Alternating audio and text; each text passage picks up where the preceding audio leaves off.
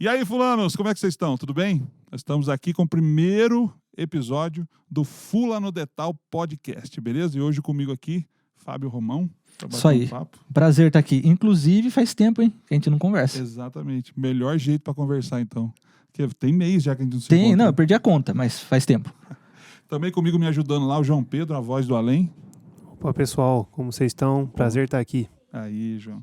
E o meu padrinho. Padrinho, comecei direito? Começou super bem, já estou à vontade, só com a tua introdução já estou à vontade. Cara. Aí sim, maravilha. Gente, falar um pouquinho para vocês do nosso podcast, você que não conhece, caiu aqui de paraquedas, o Fulano de Tal Podcast é sobre fulanos, tá? É um podcast sem rótulos, sem roteiro, tranquilo, como é que fala? Rótulo, roteiro, o que mais que eu falei mesmo?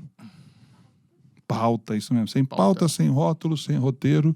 Ou seja, se você veio aqui para o nosso podcast esperando algum tipo de linha de raciocínio ou algum nicho, não. A ideia é conversar de tudo, é falar sobre todas as coisas possíveis e imaginárias, desde que a gente se sinta à vontade para isso. Perfeito. Não é verdade? Com certeza. Inclusive, sem saber, eu fiz certo, porque eu peguei o seu release.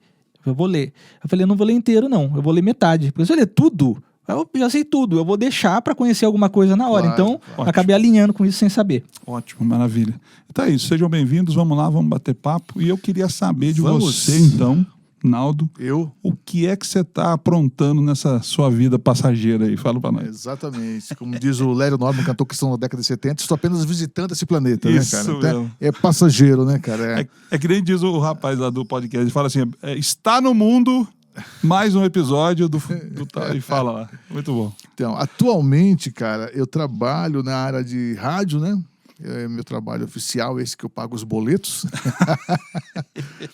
E uma outra área também que eu estou agora caminhando é justamente de escritor, né, cara? Fazendo um livro. Isso é importante, cara. É o meu grande desafio para 2023, concluir e lançar esse livro, né? Eu já tenho uma caminhada antes com a questão da escrita, não propriamente de livro ainda, mas já tenho um bom tempo que eu já escrevo colunas para sites, jornais, geralmente sobre arte, sobre música, que é a área que eu tenho o trabalho, né? Já tem um bom tempo já. Comecei como fanzineiro, né, cara? Para quem não conhece, fanzine é uma revista alternativa, né? Feita literalmente na unha, né? Isso lá nos anos 80, né, cara? E sempre, o fanzine é sempre ligado à música? Não. O fanzine, ele é, na verdade, ligado a qualquer assunto que a pessoa goste. Então, eu encontrei muito fanzine, por exemplo, que era só de literatura, sobre livros, outro era só sobre poesias, outro era sobre política. Claro que majoritariamente a maioria era sobre música, algo relacionado à arte de modo geral. Mas tem vários tipos, inclusive, né? Tem um amigo muito querido meu que fazia um fanzine que eu gostava muito, que era ligado à música, chamado Faderzinha. Era só dedicado a Jimi Hendrix, por exemplo. Então, havia temas dos mais diversos, né, cara? As pessoas não tinham como se expressar numa rede social, que hoje temos, você liga a sua câmera e todo mundo pode te ver, né? Então, fazia o quê? Xerocava, né, as matérias, ou você escrevia as matérias e algum amigo muito querido tinha uma máquina de xerox, né, geralmente de uma empresa, onde você fazia cópias e cópias daquilo que você escreveu e saía distribuindo para as pessoas, enviava via correio, dava na mão, nos shows, né, cara? De modo que a cultura circulava assim. Rapaz, eu sou do tempo que a gente ia fazer show de banda de rock gospel, né? Nos início dos anos 90. Sim. A gente fazia a cola com trigo. Exatamente. Fazia o cartaz no Word do computador lá e xerocava o cartazinho preto e branco e ia de madrugada pro centro colar no poste. Me lembrei disso aí. Eu sou desse tempo. Isso, pegava um pincel gigante, né? Com a cola, né? Exatamente. Eu tinha mais um lance mais ainda. Sabe que a pirataria sempre existiu, né? A malandragem sempre foi malandragem. Desde que o ser humano é ser humano, né, cara? A gente mandava muita carta com fanzine e recebia muita carta. Ficava um pouco caro, mesmo que não era tão caro a carta, mas ficava caro. O que a gente fazia, então, a malandragem? Eu mandava um fanzine meu para alguém. Eu colava ali o selo e passava por cima uma colinha, né, cara, aguada por cima do selo, porque quando o cara carimbasse, ia ficar aquela pelezinha por cima. O cara que recebia já sabia da malandragem, então ele tirava a pelezinha, o selo estava intacto, usava o selo para mandar de volta. Rapaz do céu, engenharia dos caras. Rapaz. Só Jesus para perdoar a gente. Mas por que vocês mandavam pelo correio? Pra galera ler? Era tipo a distribuição de vocês, é isso? Porque na verdade o lance do fanzinho não era regional, era nacional e internacional. Era coisa realmente assim, era um volume muito grande, né, cara? Era o jeito da galera ter acesso. Então. Exatamente. Como eu conheci as bandas do Nordeste, por exemplo, bandas que não eram banda do mainstream, da televisão, da rádio, era através do fanzinho. Era o único jeito. As bandas, eu sabia aí que eu conseguia receber, de repente, uma demo, na época, fita cassete, né? Então, muita coisa boa que anos depois eu vi tocando na televisão, muitas vezes começou com fanzines, distribuindo em fanzines, bandas. Com essa banda aqui, ninguém conhecia na época, né, cara? Mas a gente estava em fanzines, já conhecia, porque circulava essa coisa, né? Então, por exemplo, eu escrevi para fanzine no México, chamado Tumba Vacía. Eu fazia coisas malucas, mandava para tudo que é lado, e os caras mandavam matéria para mim também, né, cara? Então a gente alimentava havia, na verdade, todo um network de imprensa, né, não oficial, né, cara? Isso começou, na verdade, na Inglaterra. Quando no começo do movimento punk, né, cara, o propriamente dito, nos anos 70 ainda, um cara teve a ideia de fazer isso.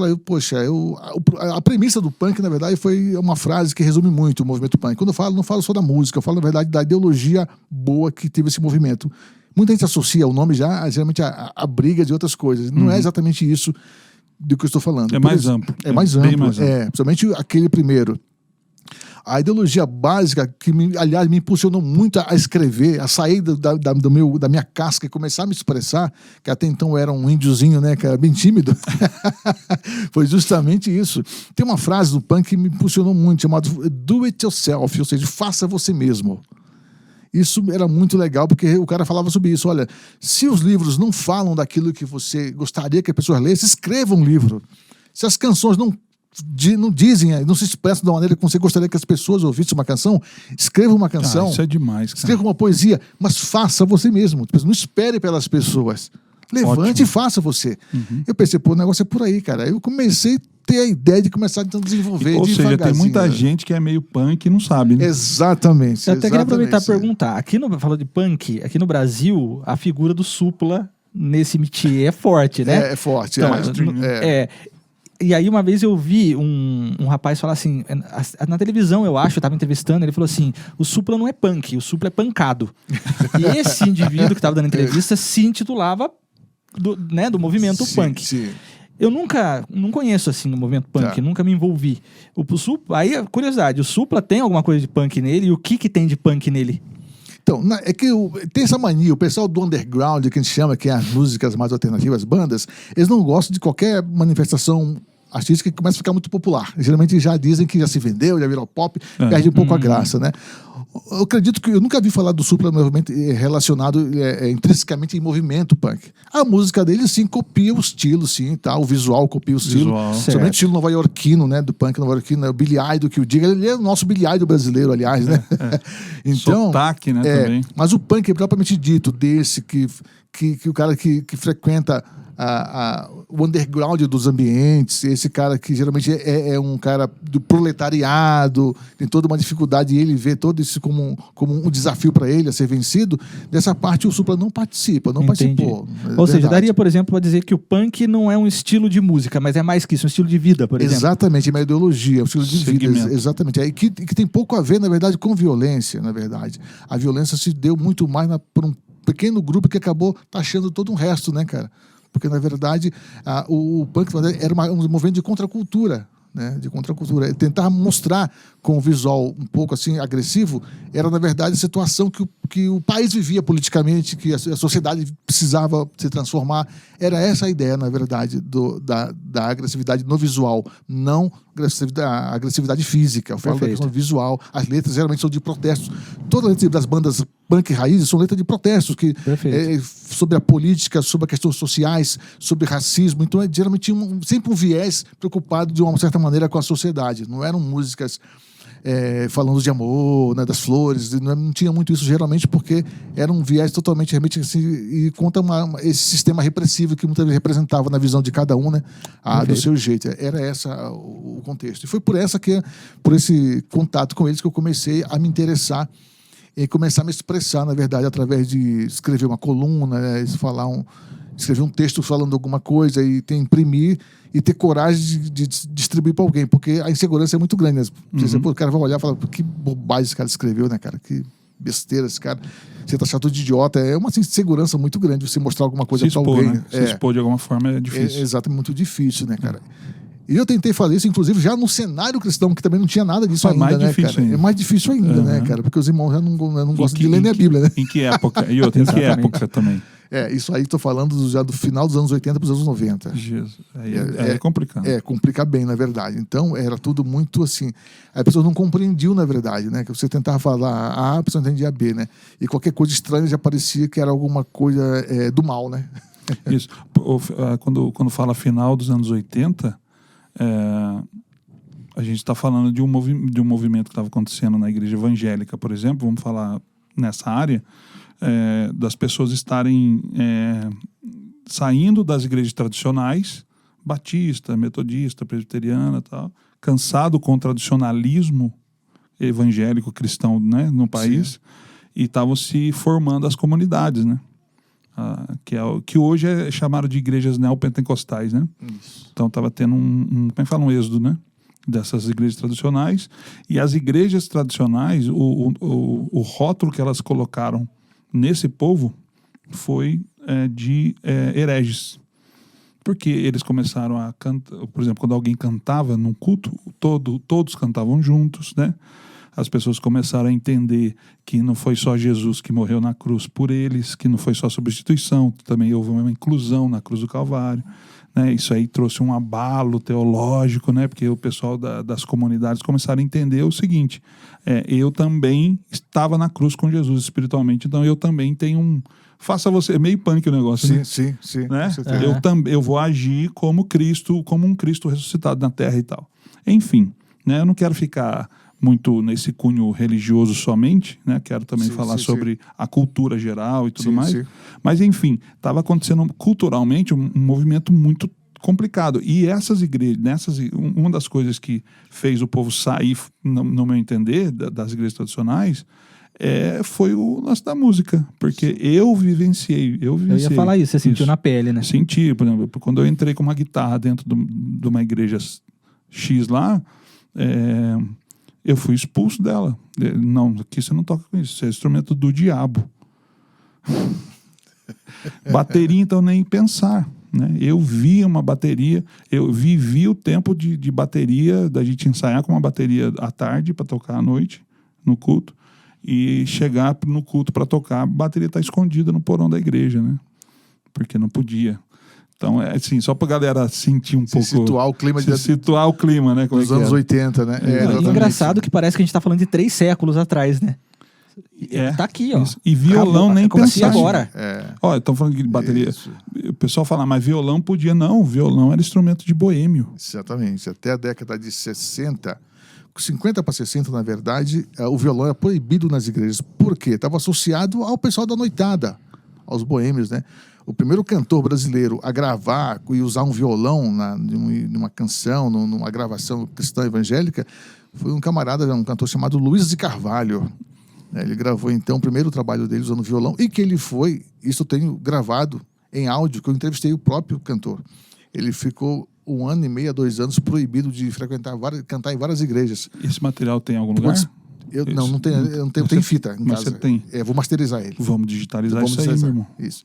Foi numa Expo que está em São Paulo, eu encontrei, tem foto, né? Eu entrevistando ele, nós batemos esse papo. Cara, isso é uma relíquia. E aí, acontece, no lugar que aceitava ele cantar, falavam o seguinte, ó, aqui o senhor entra, mas esse instrumento do diabo fica, que era o violão, né? Então ele era acompanhado pelo teclado ou pelo violino e tal, né? O violão órgão, né? O órgão, o violão ficava no carro, né? Então, essa discriminação com instrumentos, ela vem de longas datas. A guitarra e a bateria foram as últimas a adentrarem no Santo dos Santos, né? Acho que o grande mal, as pessoas confundem, isso é muito recorrente, a ferramenta com o ferramenteiro. O cozinheiro pega uma faca e cozinha e serve um prato gostoso para você. O assassino pega uma faca e mata. Exatamente. Então você sabe distinguir, separar a ferramenta do ferramenteiro, né? Então, ferramenta é ferramenta. Eu posso usar para diversos fins. Posso usar um violão para cultuar Satanás? Posso. Não que eu faça isso, pelo amor de Deus. Mas eu tô dizendo, é possível, é isso que eu quero dizer. Claro. Agora, não necessariamente A o violão culpa é pra não é do isso. violão. Exatamente, é. A culpa não é do dó maior, né? Exatamente. O meu amigo João Alexandre que fala, né? Não existe dó maior convertido e dó maior do não convertido, né? Não, de jeito nenhum. Tudo é dó maior, na verdade. Exatamente. Mas houve sempre essa questão, ela recorre, tem que voltar muito tempo atrás para entender como começou a surgir isso, na verdade, né? Esse zelo, né? Isso é transformado em ser um zelo que se transforma, na verdade, numa insegurança que gera até uma corrente de ódio contra um determinado instrumento, determinado tipo de ritmo, né? Com certeza. Isso vem há muito tempo, né? Já há muito tempo, no zelo de querer buscar a separação entre o bem e o mal, né? Santo e profano. Criou-se, então, um exagero e outra coisa, somado à nossa...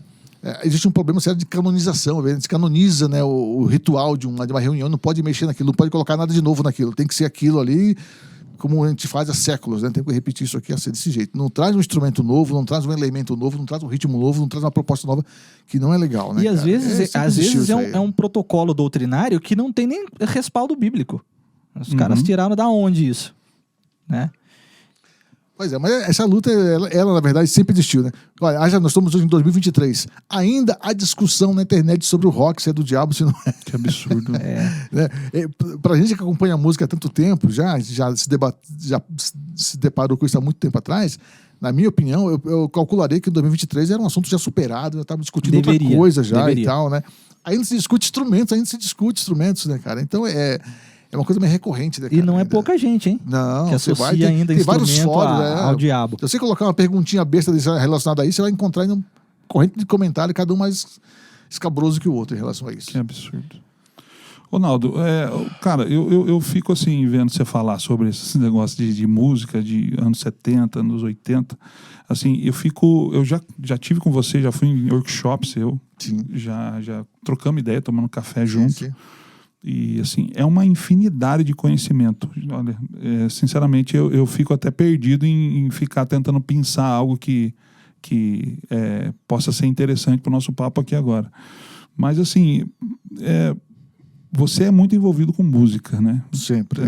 Tem gente que te conhece só como DJ, o DJ Naldo. É verdade, a maioria. Não é verdade? Mas o povo nem sabe que você teve banda. Exatamente. Você tocou. Exatamente. Né? É que você tem um acervo de discos de vinil e um conhecimento da música cristã, assim, que vai além da fé, que é interessante além da fé. O que eu digo é o seguinte: se você não é da fé cristã, mas você gosta de música, o que o Naldo tem para dizer e de conhecimento é muito interessante. É bem vasto mesmo. Então, Naldo, se você puder, assim, tenta dar se você puder e quiser, claro, dar uma pincelada, assim, na sua história, alguma coisa que você... Pra gente, pra eu relembrar, o Fábio, conhecer quem tá vendo esse podcast, poder também, né, tá inteirando e conhecendo e deixando até pergunta, né? Isso que é legal. Eu acho que as coisas que você vai falar, já estamos falando aqui, geram questões, né? Sim. Então, galera que puder estar conversando, tá botando pergunta... Tem que ter o protocolo também de pedir para curtir, né? Comentar. Né? Tudo Gostou do canal, se inscreve, exatamente, né, cara? Indica uns amigos, isso é muito importante, cara. Isso ajuda muito a crescer. Então, a minha história, eu me identifico como um cara de alma inquieta, eu sempre brinco e digo isso. Eu sou um cara inquieto com as coisas, sempre gostei de perguntar o porquê das coisas, né, cara? E sabe que ambientes assim, às vezes não são muito abertos, principalmente de religiosos, não são muito abertos a pessoas que gostam de perguntar muito, né? Eu gosto de pessoas que ficam caladinhas somente dizendo amém, né, cara? E eu não sou exatamente um tipo de pessoa assim. Então sempre me inquietou muito algumas coisas. E eu buscando conhecimento. Voltando à década de 80, como começou essa minha trajetória com a música? Eu comecei a ver e participar desse movimento musical do final dos anos 80, 70 para 80, que foi justamente o surgimento de bandas mais contemporâneas, dentro do cenário cristão especificamente nessa época falando. Você já tinha uns 48 anos, né? Anos 70. Acertou quase, 44. Tá vendo? Cara, é o Highlander. Eu era um jovem, eu sou aquele caso curioso do Benjamin Button, né? Ao contrário. Vai ficar... Então, o que acontece? Eu já me interessava por música, estava me envolvendo com música. E eu era um cara, então, de uma igreja tradicional, pentecostal tradicional, né, cara? Ali, eu tava fadado ali a ficar ali, talvez me tornar, depois de adulto, um senhor, né?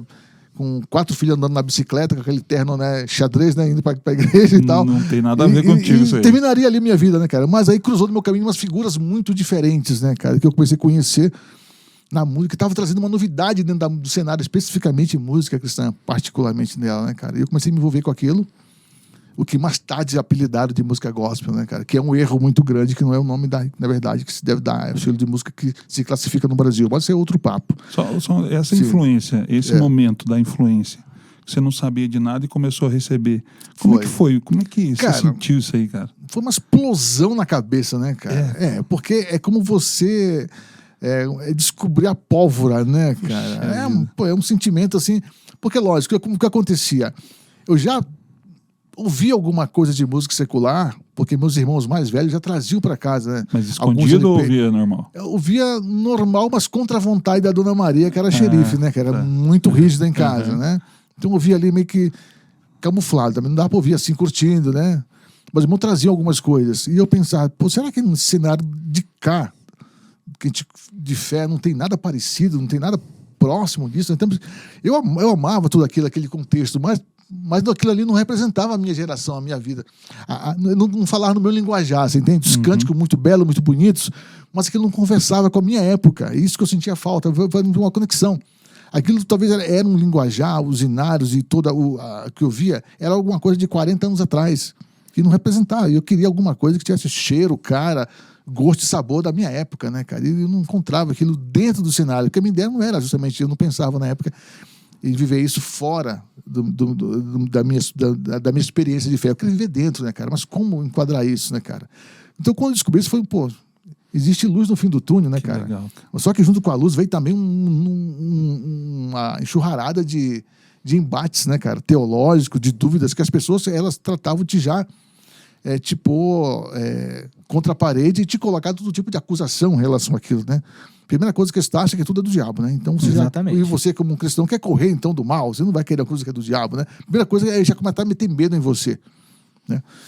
A partir daí, nessa era, eu me cheguei à seguinte questão: eu não posso debater com essas pessoas porque eu não tenho nem conhecimento histórico e nem conhecimento teológico mínimo para conversar com essas pessoas. Uma coisa eu só sabia, que aquilo ali podia ser usado e dava para ser usado, cara. Eu via pessoas quebrando barreiras, né, cara? Eu queria participar daquilo.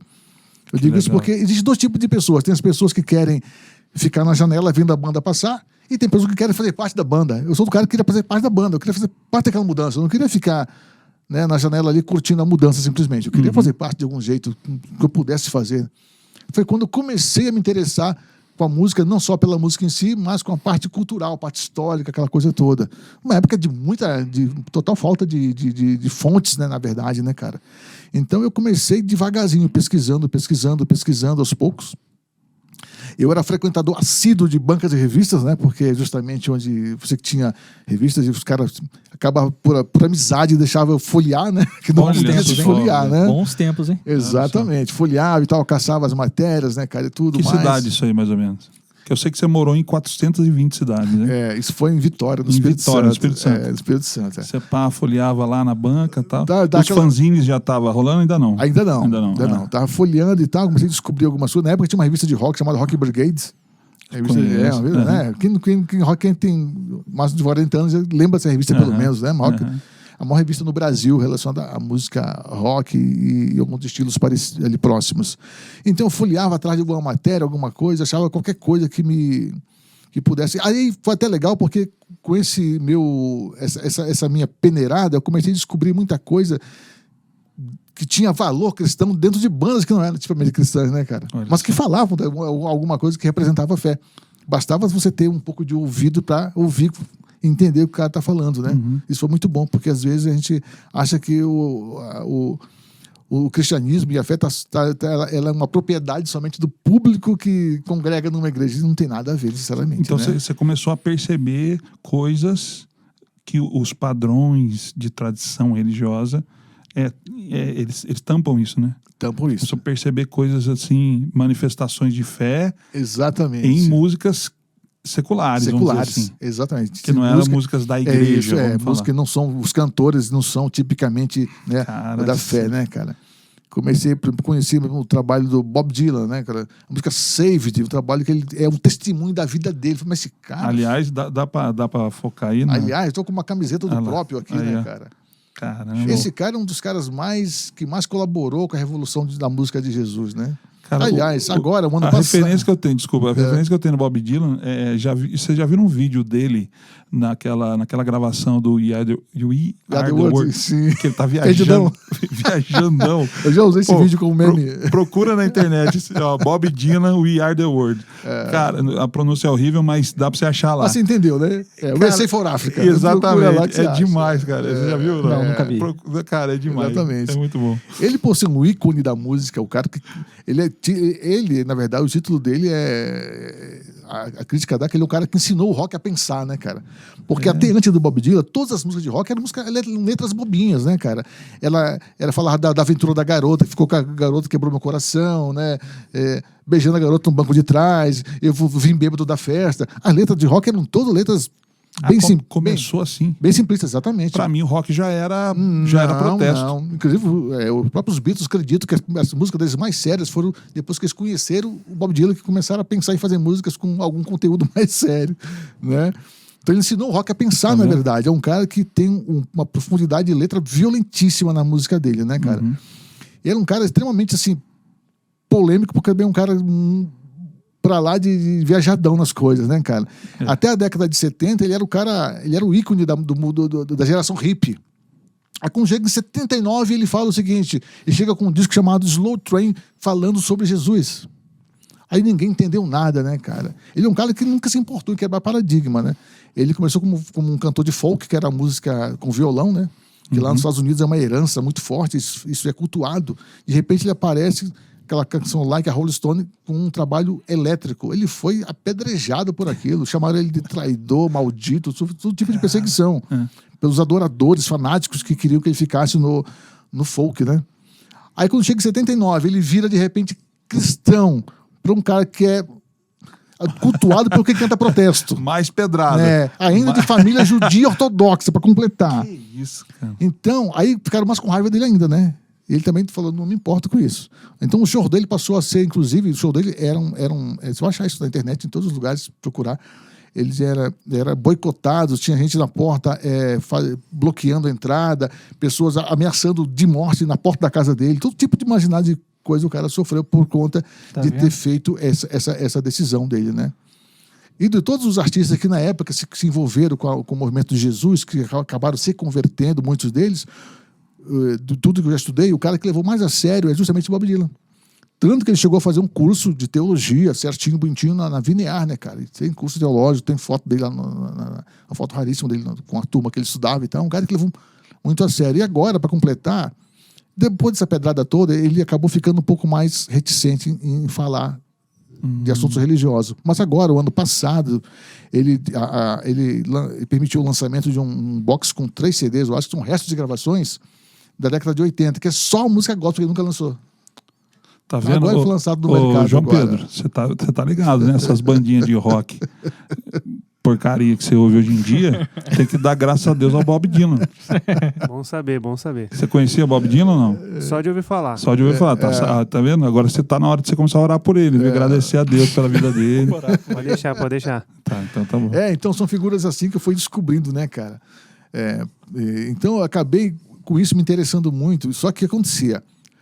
Como não tinha no Brasil ainda essa cultura de música evangélica, quando saía notícia, cara, de qualquer coisa relacionada à música cristã, era um achado, uma pérola, uma revista, porque nós éramos até então totalmente ignorados pela sociedade, pela imprensa, né? O cenário cristão não existia praticamente para a imprensa geral, não existia, isso era um absurdo. Então, quando começou a surgir primeiros lampejos de algumas coisas, o movimento da música rock, principalmente, né, que começou a balançar aí começou a aterrorizar os irmãos, né? Com uma coisa que hoje se ouve, hoje não tem...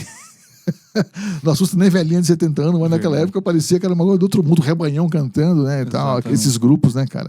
Eu comecei a me interessar, comecei a estudar isso aí. Comecei a procurar, estudar, metificar e tal. Eu tenho o meu inglês macarrônico, mas que me permite comunicar com as pessoas. Comecei a procurar lá fora, né? Aí achei, inclusive... Inglês o quê? Macarrônico. Macarrônico? Que é bem tipo italiano falando inglês, sabe? Assim, uma coisa horrível, né, cara? Então, eu vou resumir para a história, para não ficar longa. Uma história interessante que eu tenho dessas conquistas, por exemplo, foi o seguinte: já no começo dos anos 90, eu já tinha contato com 2 revistas norte-americanas de música cristã que eu descobri que não tinha no Brasil. Nunca teve no Brasil. Uma chamada CCM, que em português seria Música Cristã Contemporânea, né? Uma espécie de revista bis do meio cristão lá, né? Em que falava da música pop à adoração e louvor. Então mostrava quem lançou, quem não lançou trabalho, quem está na primeira mão e tal, aquela coisa toda. No Brasil não tínhamos revistas nada relacionado a essa circulação nacional. Tinha revistas de igrejas, né? Não era relacionado a isso. Depois descobri uma outra revista chamada HM, que é a sigla de Heavy Metal, Metal do Céu, uma revista de rock só relacionada à banda de metal. Pô, aí ficou melhor a coisa para mim. Mas me faltava muito conhecimento. Aí Perdão, que ano que era isso aí das bandas de metal? Isso 92, já ou menos. tava, Já tá mais aí. Eu cortei um pouco os 80, porque Sim, já foi. Eu vou falar, vai ficar muito longo. Rapaz, né? em 92, pra mim, todo roqueiro ia pro inferno. Você tinha certeza, automaticamente, sem purgatório, sem nada. Agora, Não que eu ache purgatório, mas em 93 eu vi um vídeo, um VHS da banda Petra. Aquele de 86, né? Beat the System. Eu olhei e falei assim, realmente, vão tudo queimar no fogo do inferno. Tá tudo um jeitinho. Rapaz, já, em menos de um ano, eu tava com uma banda de rock. Cristão. Como é que pode? Então, mas não vou ficar falando aqui, eu quero te ouvir. Até abrir um parênteses, eu acho que falta, de repente, as pessoas entenderem, talvez você vá saber falar melhor sobre isso, mas esse conceito do rock como um movimento subversivo, essa subversão do rock, a raiz disso não é uma subversão de valores sociais. Porque o rock deriva do country. E o que acontece é que a música, o country começa a sofrer uma mudança. Então, a questão da subversão do rock diz respeito a romper as barreiras do country e não romper barreiras sociais. Agora, mas essa coisa visceral do rock, né, desse rock mais raiz, se você pegar qualquer estilo, é assim. Se você pegar o sertanejo raiz, ele é visceral. Se você pegar o reggae raiz, ele é visceral. Qualquer coisa raiz. A gente perde um pouco de essência quando a gente vem para esse som mais moderno, que envolve muita eletrônica e tal. Mas qualquer música, em essência, ela tem isso, né? E eu acho que falta um pouco isso, as pessoas entenderem que o rock ele não é subversivo porque ele rompe valores sociais. Por mais que tenha compositor que vai nessa direção. Mas a subversão do rock, ela deriva de se ter rompido a barreira do country, musicalmente, não de valores. Então, acho que isso é interessante. Sim, com toda certeza.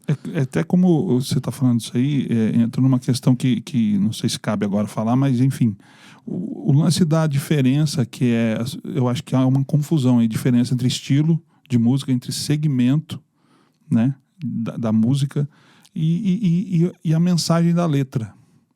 Você está entendendo? Porque, por exemplo, você pega o gospel, por exemplo, o brasileiro hoje, você tem vários estilos musicais dentro do gospel. Né? E vários temas de letras totalmente diferentes, né? Você pega um trabalho de uma banda de adoração, a letra é de uma forma. De um Thales Roberto, por exemplo, tem músicas ali do Eli Soares que não tem nada a ver com a adoração. A letra muda muito, né? A mensagem é outra. Sim. E ainda mais no secular também, aí muda mais ainda, né? Tem outros temas. Mas, por exemplo, dentro do gospel você tem vários estilos musicais, rock, tem balada, tem várias coisas. Mas as pessoas pensam que gospel é um estilo no Brasil. Exatamente, No Brasil, o gospel não é um estilo, mas nos Estados Unidos é. Exatamente. Quando dou essas palestras que você citou, eu falo muito isso. Gente, gospel não é um estilo, não é um denominador comum de tudo que é feito no mundo da música, no meio evangélico, como aqui no Brasil o pessoal conhece, né? Tudo que foi feito a partir dos anos 90 chama de gospel, né? Aí tem forró gospel, né? Axé gospel, rock gospel. Na verdade, não. Nos Estados Unidos, o gospel é um estilo musical. Tá? Geralmente são músicas produzidas por corais negros, né? Geralmente com uma voz responsiva e um coral respondendo atrás. Mas, a grosso modo, é mais ou menos isso. O gospel é um movimento que nasceu lá a raiz do gospel nasceu lá nos gritos tribais dos escravos trabalhando lá nos campos, em 1800 e tarará. Lá começou a nascer esse lance, né? Os escravos trabalhavam e para assim passar um pouco a dor do trabalho, a dureza do trabalho, até esquecer realmente o sofrimento que não era só o trabalho, era a açoite e tudo mais que sofreu. Eles se começavam a cantar, né? Então, e era uma forma, e surgia assim, uma forma responsiva, né? Um cara gritava de cima, Jesus é rei, o pessoal gritava aqui, ele é Senhor, então fazia um repente, tipo assim, uma voz, dava uma voz de comando, e os demais respondiam com uma outra frase.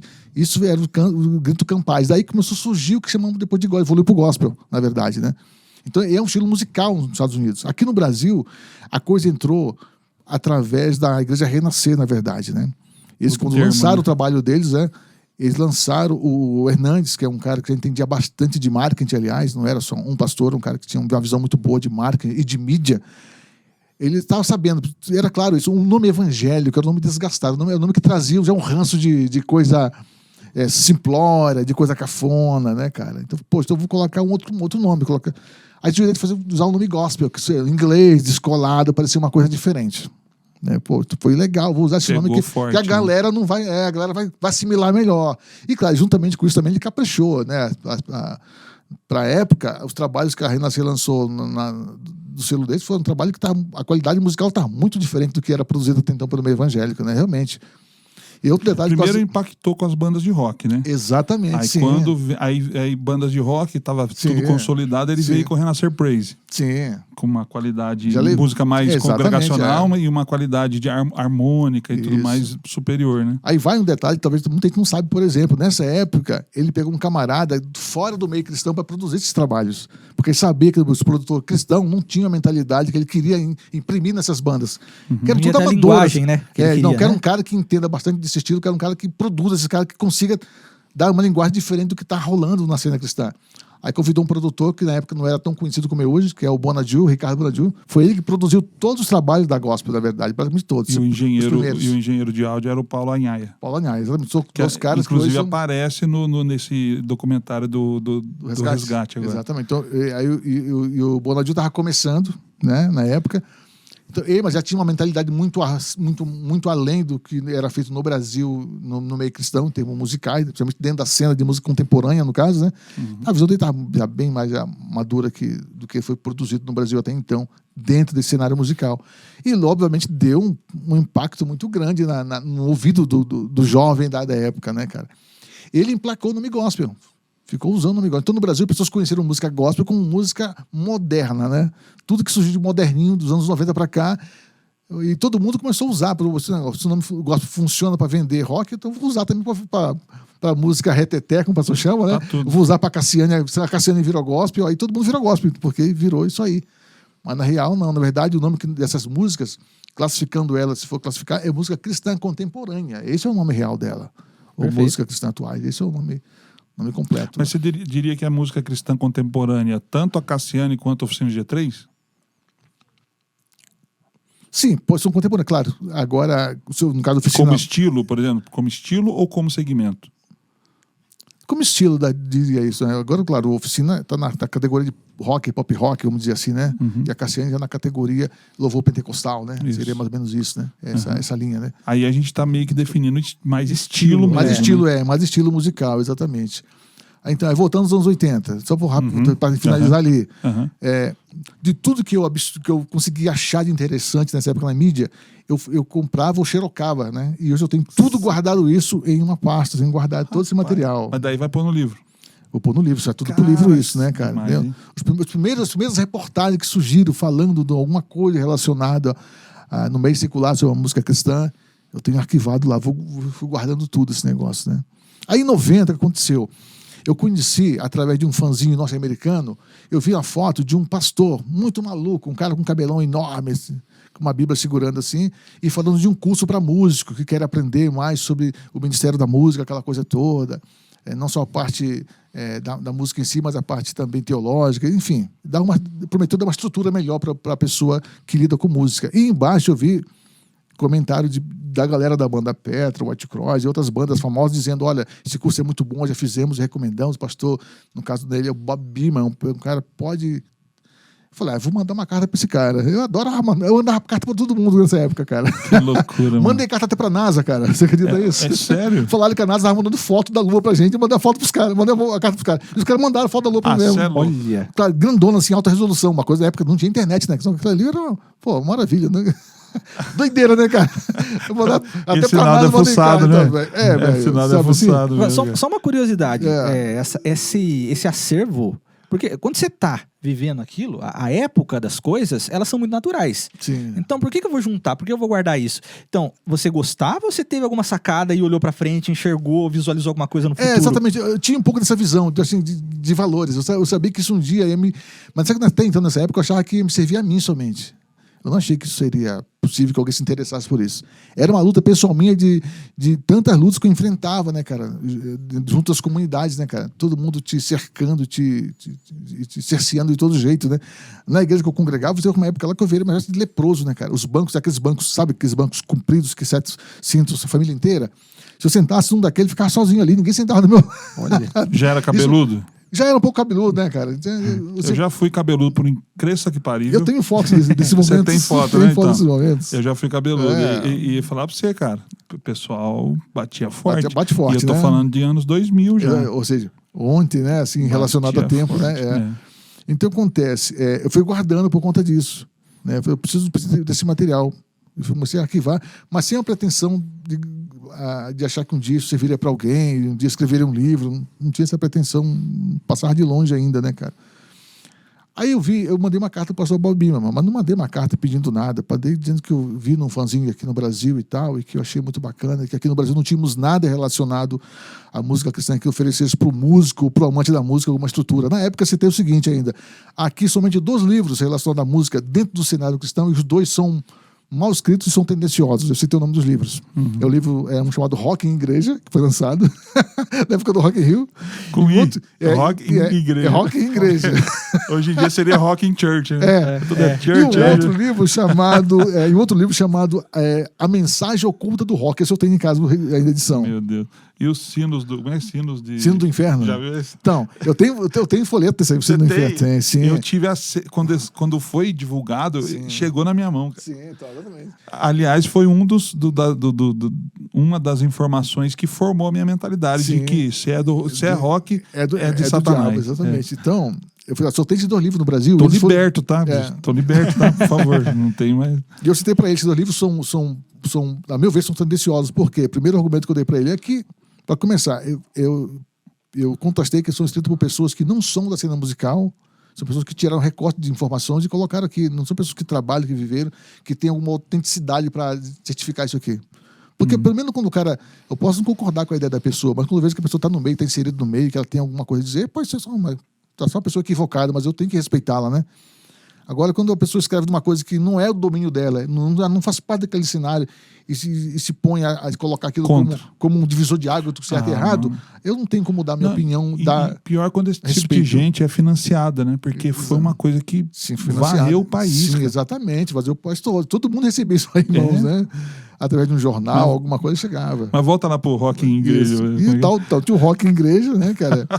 A foto de um carinha de costas com a guitarrinha assim, né?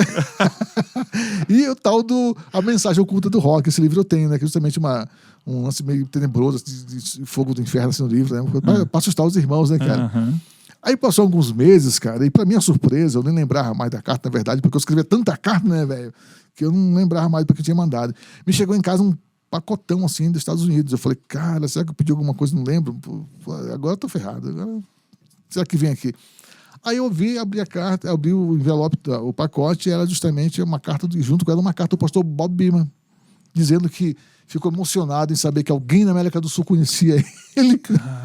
Gostou da minha carta, ficou emocionado. E estava mandando o curso para mim fazer, de graça, que o curso era pago lá, né? É, o curso que você citou, que o pessoal da banda Petra, da banda White Cross, tudo falaram que era legal. Tá. Eu tenho em casa todo esse material, é bom, se diga, porque a pessoa pode falar, será que esse cara tem? Onde é que tá? Não. Um dia eu posso disponibilizar e mostrar para vocês. Tem todo esse material. Então ele mandou para mim todo o fascículo, um curso com duração de 1 ano, um curso rápido, de 1 ano. E falou o seguinte, o seu único custo vai ser você enviar para mim as provas, que tem aí inclusas já, né? Eu corrijo e mando de volta para você. Tá? Só seu curso com o Correio, você não precisa pagar nada, é um prazer te ajudar nisso, aquela coisa toda. E durante um ano eu fiz, então, esse curso com ele Rapaz, também. não sabia né, dessa, te conheço há tanto tempo, Então, não sabia isso aí, é legal demais. Quase é legal, um Instituto Universal Brasileiro, Rapaz, né? olha, Jorge? Exatamente, da antiga. Instituto Universal Brasileiro Evangélico. Ali me deu... Mas, mano, se eu te respeitava, eu te respeito um pouco mais pela iniciativa, né, cara? Sim, sim. Isso é tremendo, cara. Exatamente. Num tempo tão difícil, né? Sem Muito internet, difícil, sem nada. muito, muito, cara. E tempo onde você ter tudo em inglês, né, cara? Para que não saber, tem que buscar dicionário, porque não tem Google, né, cara? Então, toda uma dificuldade de você entender ali. Aí eu fiz durante um ano esse curso com ele. Aí sim eu me senti um pouquinho mais preparado realmente para começar a dialogar com as pessoas, né, cara? Que te instigavam. E como Que ano tratar, que era isso aí, né, mais ou cara? menos? 93, 92. Legal. Eu não sou muito bom de data. Tá.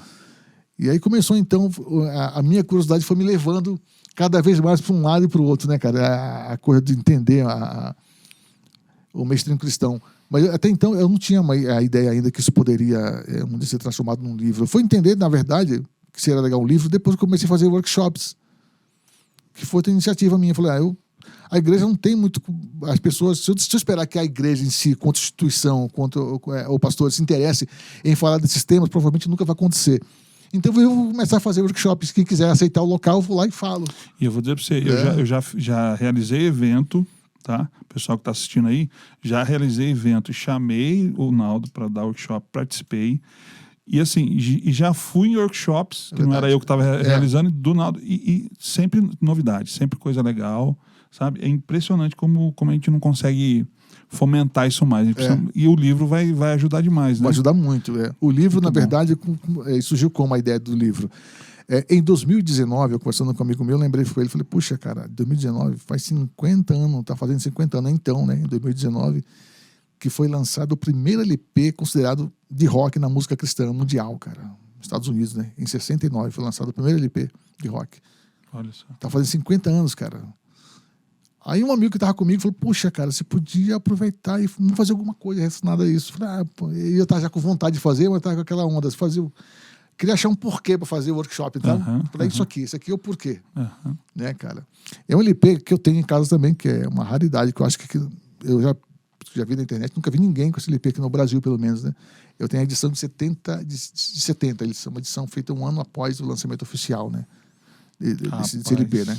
De um camarada chamado Larry Norman, um LP chamado Ample This Rock. É considerado oficialmente pela história o primeiro LP de música rock cristã. Se você ouvir, é um CD, é um LP na verdade meio folk, com levadas psicodélicas, não tem guitarra distorcida, não é essa. O lance do rock do cara tá mais na atitude das letras.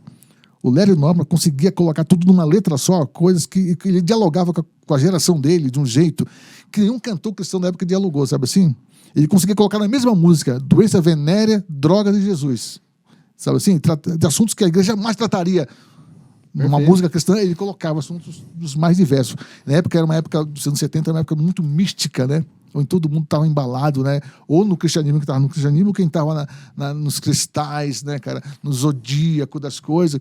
Então ele fazia muita música relacionada a isso. No LP dele todo é muito intrínseco desse tipo de mensagem. Loucura, que loucura. Aí, muito bom. E ele escreveu uma música que eu considero o hino oficial que assim, quebra o paradigma da questão da música cristã, como ela pode entrar e fazer parte. A música chama-se Why Should the Devil Have All the Good Music? Por que só o diabo tem que ter a boa música? Que ele grita exatamente isso. Fala, o título da música é essa, né, cara? Por que só o diabo tem que ter a boa música? Ele fala decorre isso. Ele estava cansado de ser acusado dessas coisas, então você vai uma música sobre isso, cara.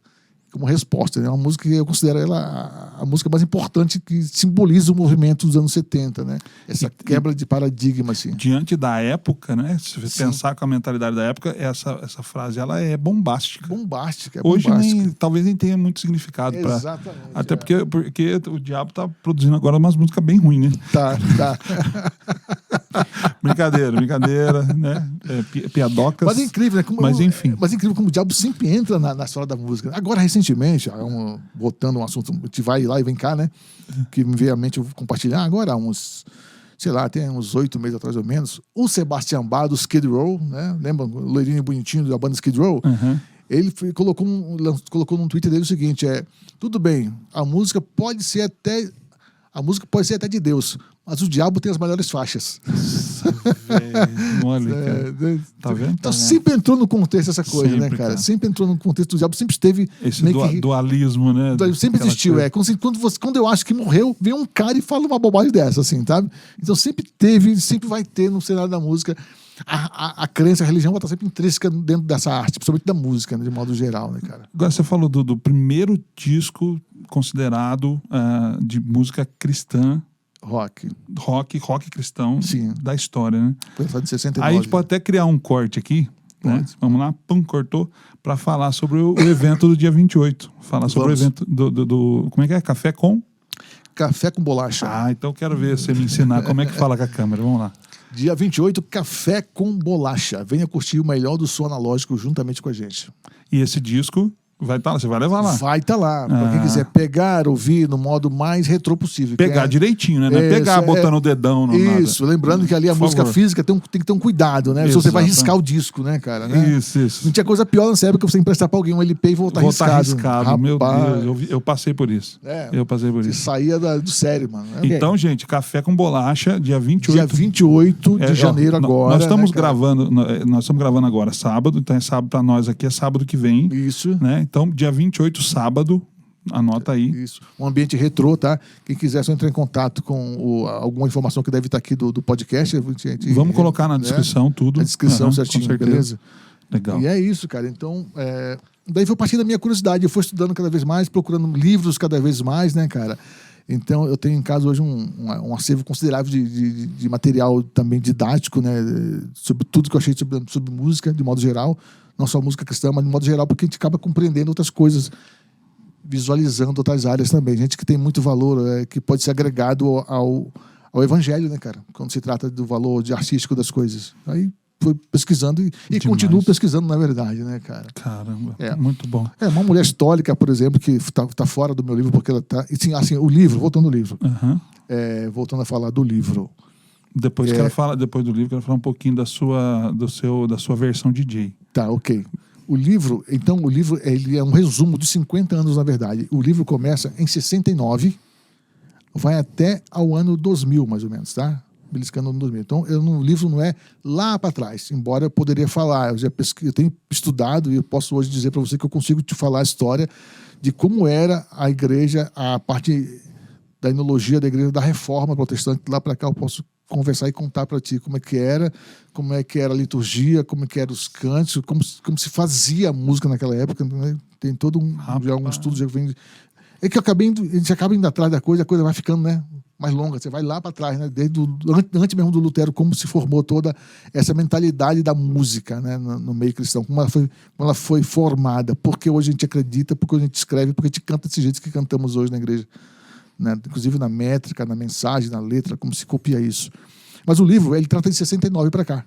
Tá? É um resumo. Porque justamente foi em 69 que houve uma grande quebra de paradigma na música, de modo geral, com o nascimento quando o rock se consolidou como rock e surgiu também no mesmo instante, começou a surgir ali elementos de músicas mais pesadas e tudo mais. Né? E a música cristã, ela também começou a evoluir. Foi quando nasceu a música cristã contemporânea, foi em 69 para cá, na verdade, assim, oficialmente falando, sabe? A música americana também, até a década de 60, a música cristã evangélica era uma música muito careta, bem careta mesmo, entendeu? Assim, foi justamente no movimento hippie, né? Foi o Woodstock, naquele movimento ali que nasceu a renovação espiritual, as pessoas não imaginam isso. Olha só, cara, que loucura. Até porque, outra coisa, nessa época, havia uma áurea muito grande de misticismo no mundo todo, e no Brasil também, e nos Estados Unidos, né? Tanto que Woodstock, para quem não sabe, talvez as pessoas não se atentem ao que eu vou falar, mas é interessante. Foi o único festival que eu conheço dessa época que começou na verdade, com uma cerimônia espiritual. Sabia disso? Não.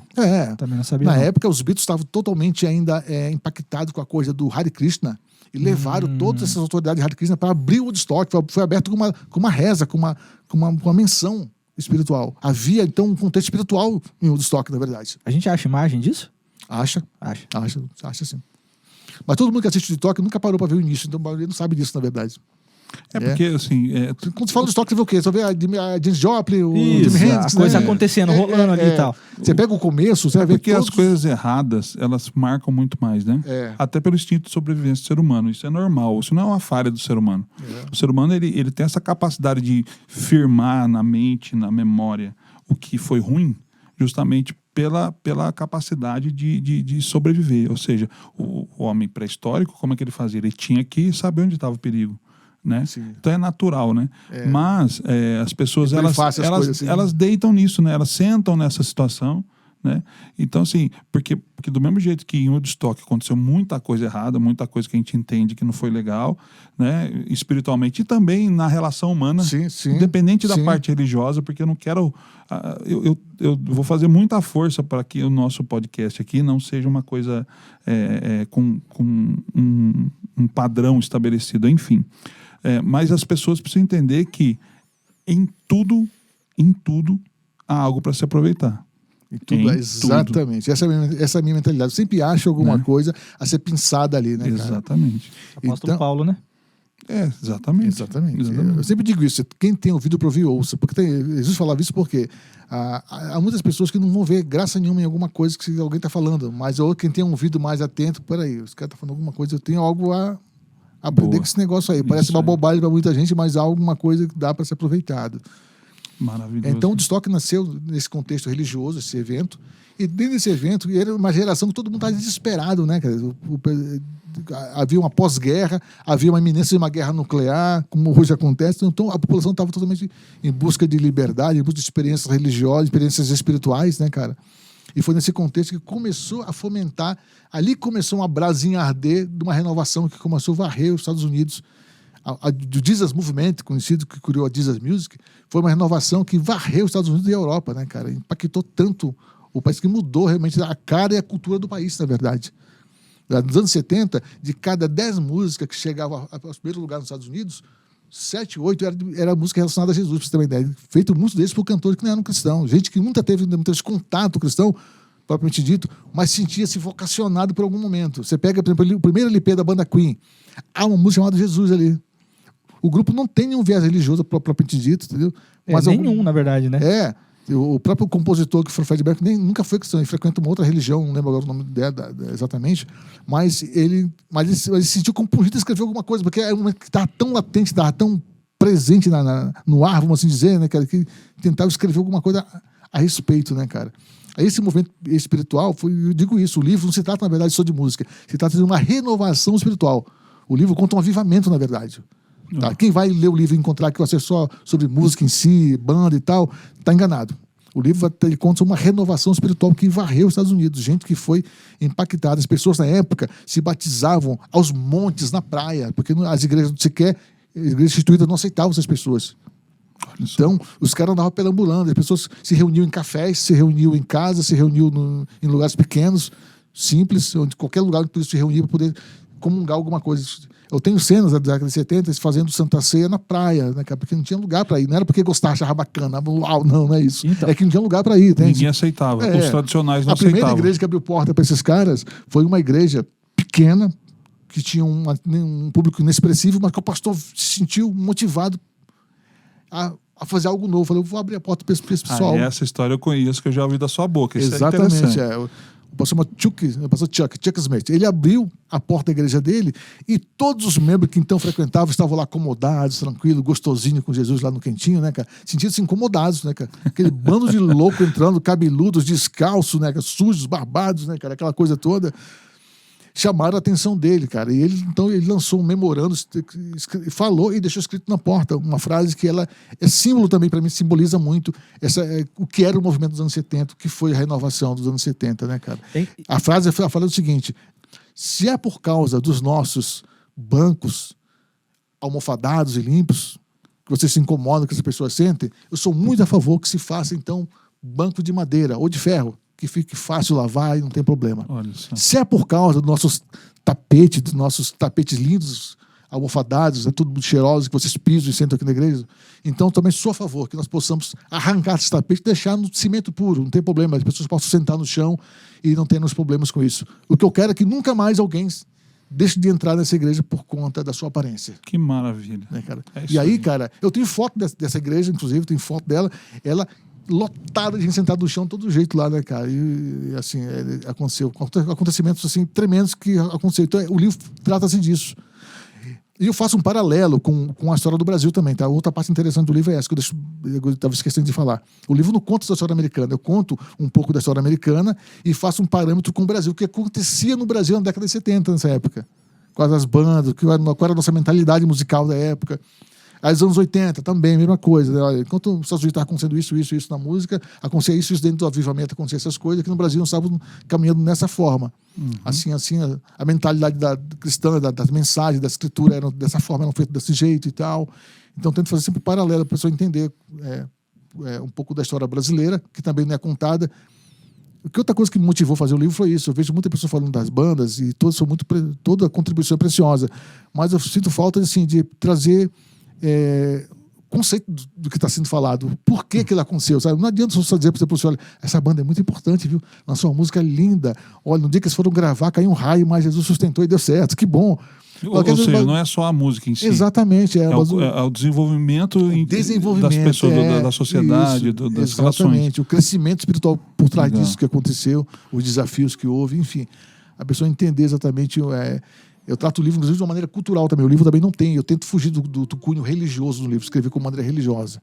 Então, isso é legal. O pessoal está ligado nisso. Não é só cunho religioso.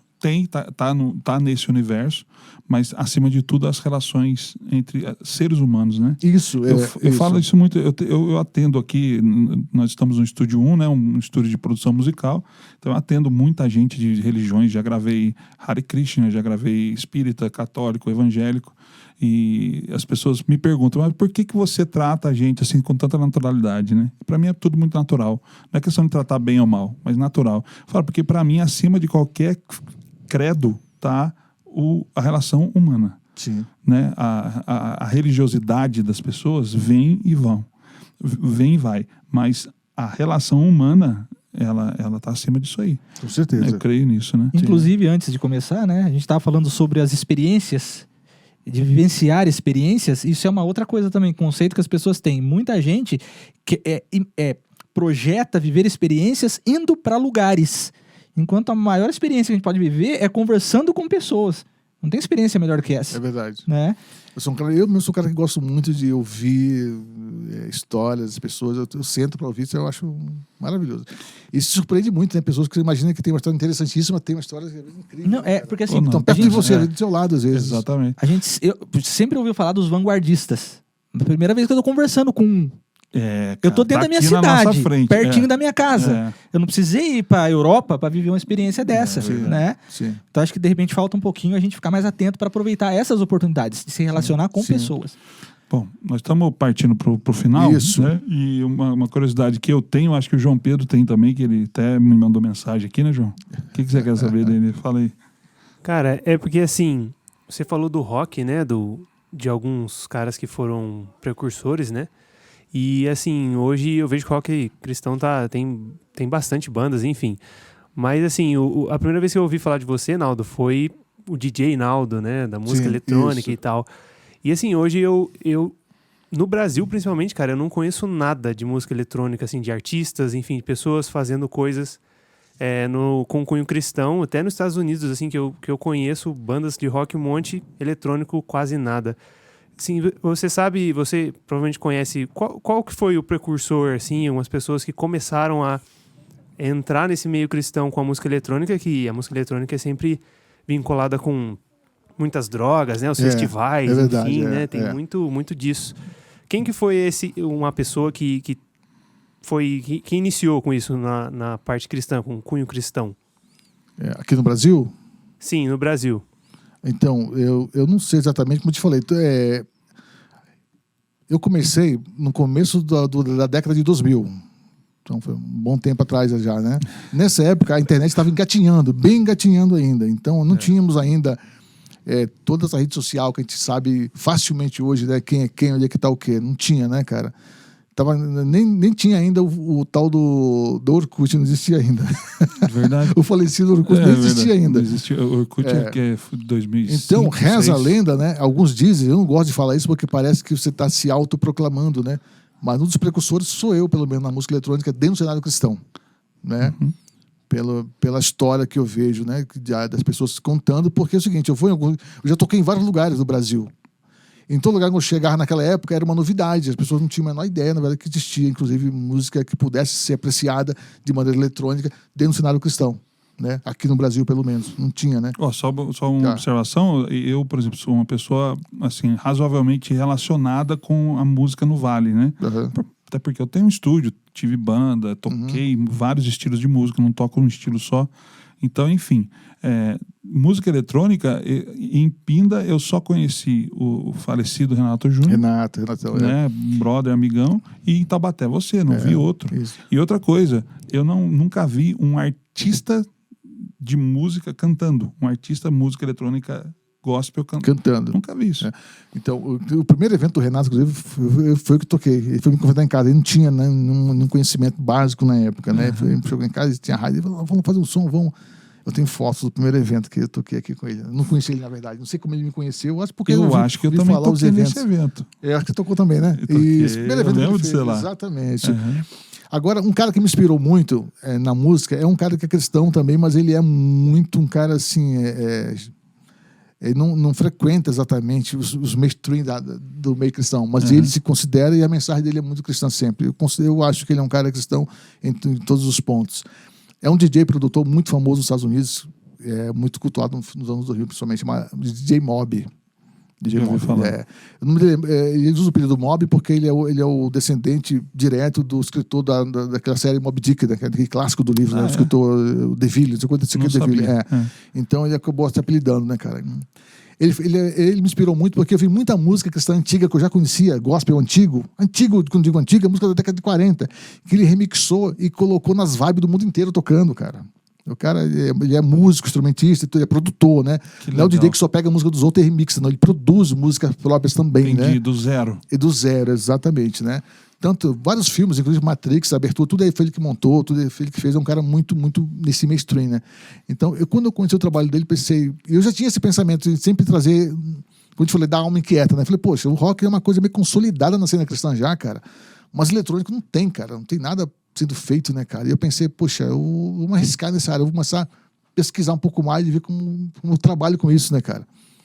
Porque as pessoas às vezes imaginam, mas como é que você pensa isso? Cara, eu lembrei de um ditado, uma história interessante, acho que do Beethoven, que um menino se aproxima dele e fala o seguinte, olha, eu queria ser como o senhor, eu queria também fazer alguma coisa assim na música, relevante e tal.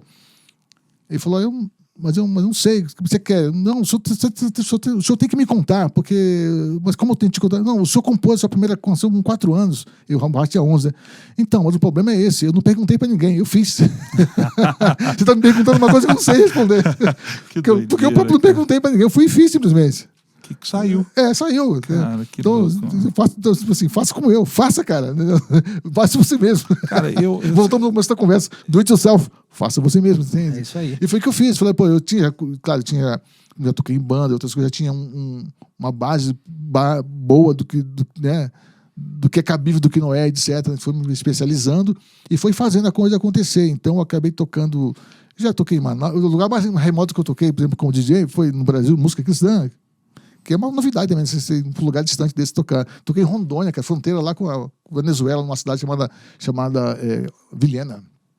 Fim de mundo, né, cara? Olha só. Aí tive uma turnê, fui convidado. Você achou um monte de parente lá, né? Achei, cara. Interessante. Todo mundo achava que o cara tá vizinhança. Eu não me senti em casa. Nada, embarca na onda. Aí tive uma turnê para os Estados Unidos em 2007, cara, que foi, não consegui ir porque não consegui visto, né, cara, infelizmente. Na época... Passagem comprada e tudo. Tudo, passagem comprada. Todo esse material que eu tô falando para vocês, eu faço questão de provar isso. Eu tenho tudo documentado em casa, tá? Tem as passagens guardadas até hoje, os xerox, tudo. Porque eu digo isso, faço questão de falar isso? Porque eu fui criado no meio, questão numa época que eu vi muito picareta chegar no púlpito e contar coisas que nunca aconteceu. Né? Então tem muito cuidado de contar as coisas. Tá ali minha esposa, tá tudo em casa guardado. Quero ver se é verdade. Então vamos lá. Aliás, vou te mostrar. Aliás, se alguém quiser ver alguma coisa assim, cara a cara. Cara a cara. Dia 28 agora, café com bolacha. Você vai Exatamente, estar lá. vou estar lá, vou levar algumas Vai coisas ter lá. muita coisa lá que você vai Vou levar. levar revistas da É isso década de aí. 80, e algum material Maravilha. meu que eu escrevi para jornais, né, cara, e tal. Escrevi Legal. para um jornal até no Canadá, em português, Olha chamado que Ceifeiros loucura. News, né, cara? Fiz uma loucura doida assim, Esse cara. homem rodou, hein? É. Rodou. Tem Ó, história. eu vou te né? contar a Tem. última história. Vai, conta a última pra gente- Sobre o negócio de carta. Então, uma época atrás, eu consegui um LP cristão chamado Pista de Velho, de um cantor que eu gostava muito da década de 70, chamado B.J. Thomas. Cantor de rock, né? Pop, né, cara? E eu vi que ele se converteu, cara. Pô, ele lançou... Ele, no Brasil distribuíram um LP dele chamado Pista de Velho, por uma gravadora da época chamada Arca Musical. Falei, vamos mandar uma carta pra esse cara. Eu era 80 ainda, né? Falei, eu era o cara da carta, velho. Verdadeiro carteiro, né? Aí, revirando a revista CCM, eu vi lá, né, cara, a gravadora dele e, né, o B.J. Thomas, né, a famosa caixa postal, né? Isso. P.O. Box. Né? Aham. Eu falei, vamos mandar uma carta pro B.J. Thomas. Tinha uma banda com esse nome, né? É verdade, é. Aí eu mandei uma carta pro B.J. Thomas, falando aqui do Brasil, aquela história toda, né? Sou um pobre índio morando aqui na América do Sul. Aquela história toda, eu mandei pro cara falando. E, pela minha surpresa, o cara me respondeu uma carta de próprio punho, cara. Oh, Olha isso. Falou que ficou emocionado em saber e tal. E falou assim, eu vou estar no Brasil e eu quero você convidado para você assistir meu show. Eu vou estar no Rio de Janeiro no ano Nossa. seguinte e tal, aquela coisa toda. Passou todo no esquema, né, cara, de eu estar lá. Eu não fui, infelizmente, não deu para ir. não deu. Mas ele foi. Ah, bicho, mas essa relação, essa importância, né? É, exatamente, cara. Legal. Pessoal, olha, Naldo, quero agradecer demais. Quero agradecer o pessoal que está assistindo, que vai assistir Isso aí. no futuro, né? Puxa vida, que alegria. Olha, eu não poderia estar mais satisfeito com esse primeiro episódio do Obrigado. Fulano de tal. Ou fulano de tal, como Ou você quiser, né? E nós somos fulanos, né? Você é um fulano, Fábio é um fulano, João Isso aí. Pedro, Giovana que está aqui. Quero agradecer a todos os fulanos aí que estão assistindo, que vieram aqui hoje. O Fula começou, gente. Aí, ó, tá vendo? Primeiro. Tá vendo, Lidiane? Começou o Fula. Naldo, muito obrigado, cara. Obrigado, eu agradeço pelo convite. Estou Privilégio. honrado, tá? Tomara que o pessoal goste aí e deixe os comentários lá. Ó, aí, olha, quando eu brinco com o Naldo, é meu padrinho, mas eu conversei com várias pessoas. Primeiro eu queria começar a fazer lives. Depois migrei para a vontade de fazer um podcast, né? De realizar um podcast. E assim, muita gente me incentivou. Ninguém falou para mim, você é doido, para com isso. Ninguém falou isso para mim, mas a sua palavra foi a mais importante. Eu digo a palavra importante. Sim, Não, sim. Giovanni, vai que você faz, você consegue. Você tem capacidade para fazer. Sim, sim. Então, aquela vez que a gente conversou pro WhatsApp, você me mandou esse áudio, eu falei, não, acho que eu vou... Sim, sim. Eu acredito. E foi sincero, exatamente isso. Que Se eu legal. sentisse insegurança, eu não seria louco de mandar você para uma coisa que eu não teria certeza que eu não acreditaria. Pela amizade que eu tenho, eu falei, não, é melhor você ver com calma isso aí, vamos, né? Isso. Eu ia falar. E outra, né? É o que você comentou um pouco para trás aí. É a sua confiança na opinião dele, porque é uma opinião que parte de alguém que fez as coisas acontecerem, né? Sim. Exato. E Sim. um comunicador Então isso dá também, muita né? credibilidade, Sim. né? Exatamente. Muito bom. Então, quero agradecer mais uma vez todo mundo. Fábio, meu amigo, Fábio, por prazer. Eu que aqui. agradeço, prazer é meu. Muito bom. E a gente já tem alguns convidados já marcados, alguns episódios para serem gravados já. Fique ligado aí que a gente vai soltar. Opa! E isso aqui eu vou cortar, tá? Essa narizada Sim, no microfone eu vou cortar, né? O que vocês acham? Ufa. Hã? Corta ou não corta? Eu deixo. Põe em preto e branco. É verdade. Corta, pelo amor. Corta? Ah, claro. Claro que não. Enfim, pessoal, muito obrigado. Um privilégio poder estar aqui com vocês. Fulanos, fique ligado aí que tem muita coisa boa vindo aí, tá bom? Valeu, até a próxima. Valeu.